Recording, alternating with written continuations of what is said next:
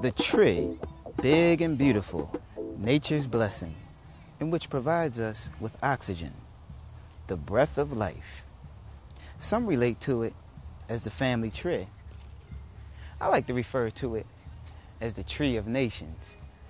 Did you know that a nation represents nationality, and that nationality is important because the constitutional rights pertain to citizenship? I was ignorant to this information, that citizenship pertains to nationality, and that a person who lacks a nationality does not have the rights of a citizen. They have granted privileges. I didn't realize the direct correlation to citizenship and nationality was so serious. And did you also know that one can trace their family roots back by knowing their nationality? Well, let's take a closer look and get different points of views pertaining to love of nationality and citizenship. Let's take a stroll.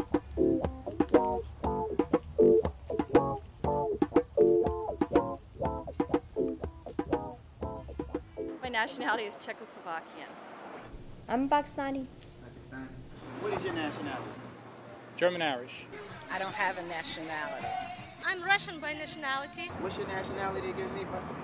Indian. I'm Ukrainian. What is your nationality again? British. What is your nationality?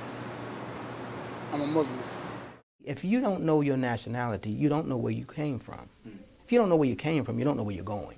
When I learned Portuguese and I could actually, say hello and speak to my grandparents, then I started, I'm so proud of this country. And I visited when I was 10 and when I was 12. It's a beautiful country.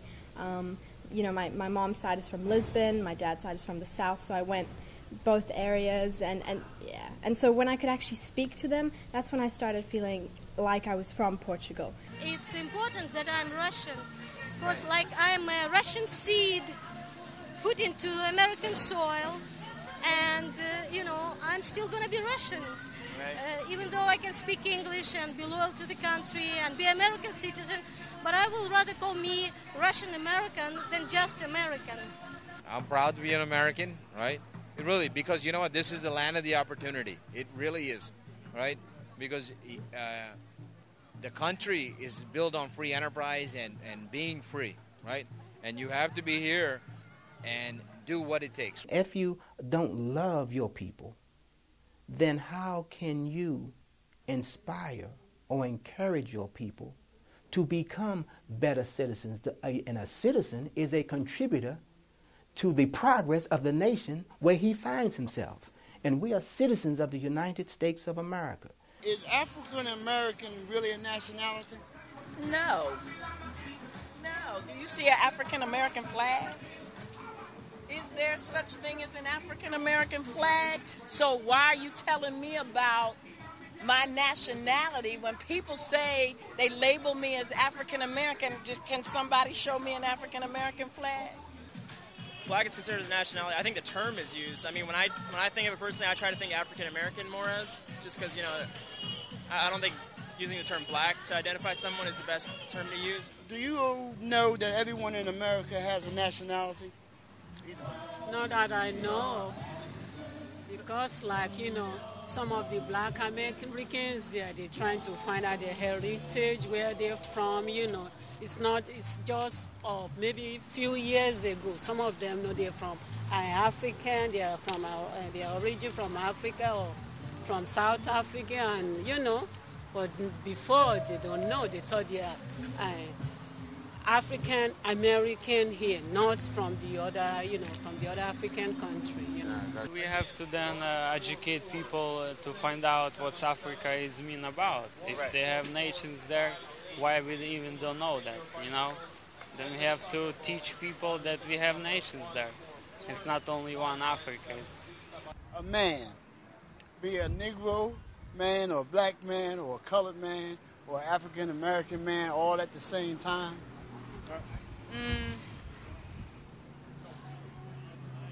Well, basically, I think it's kind of the same thing, and I say that because these are all names that the oppressor put on black people, what we call ourselves. Like everything that the white man called black people, we take up. Like, Africa is really not the name of the continent. Africa, that just means separate, and that's a white man's term on African people. So now everybody call themselves Africans.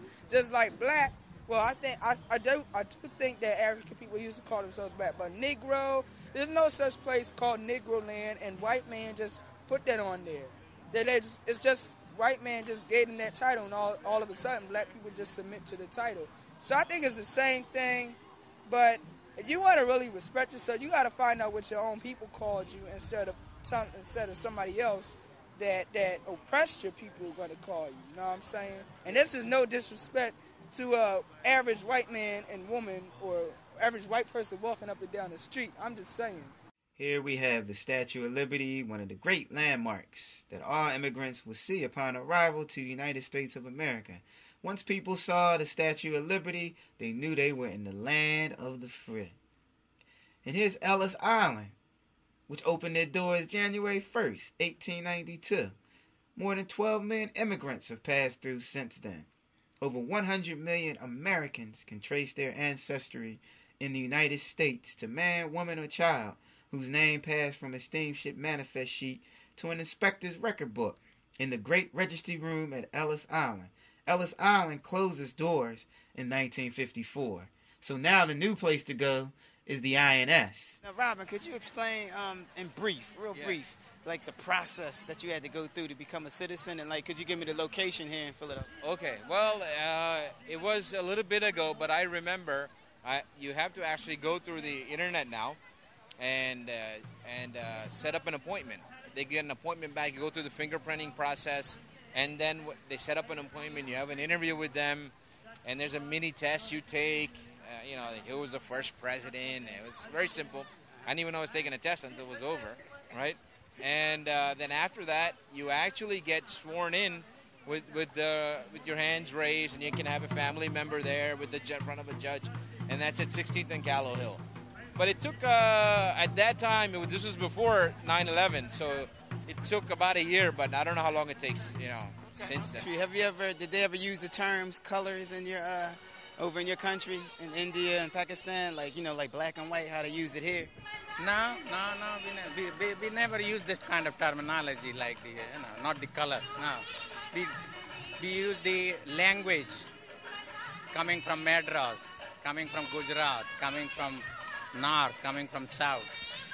So you were able to decipher different people by their languages? Yeah, languages and the state they come from. So the first time you ever heard of colors is when you came to the United States of America? Yeah. Something new to you? Yeah, because the South, also the little dark color, North is little fair color. We don't identify by color, we identify by language and religion. Is African American really a nationality, would you say? Not really a nationality. African American is just what's been termed to be what we understand it is now, what they term us to be.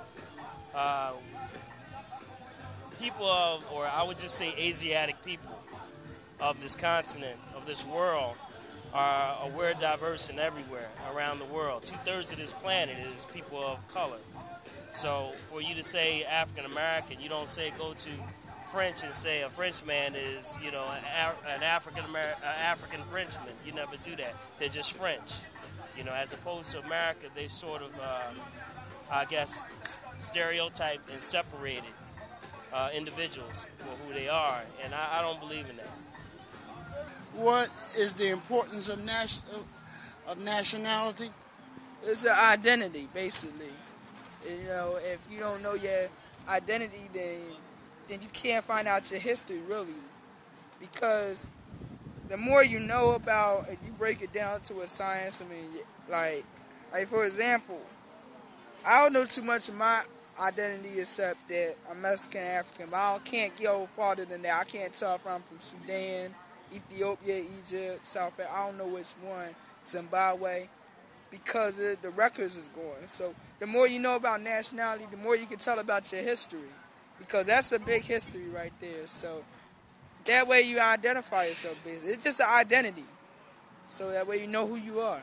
Nationality is important because it lets us know our place. It lets us know what our contributions were as a people. It lets us know that we are going to make monumental contributions to civilization again. So nationality is very important because without it, like it's so commonly said, you're like a tree without roots. The time has come when every nation must worship under its own vine and fig tree, and every tongue must confess his own. Through sin and disobedience, every nation has suffered slavery due to the fact that they honored not the creed and principles of their forefathers.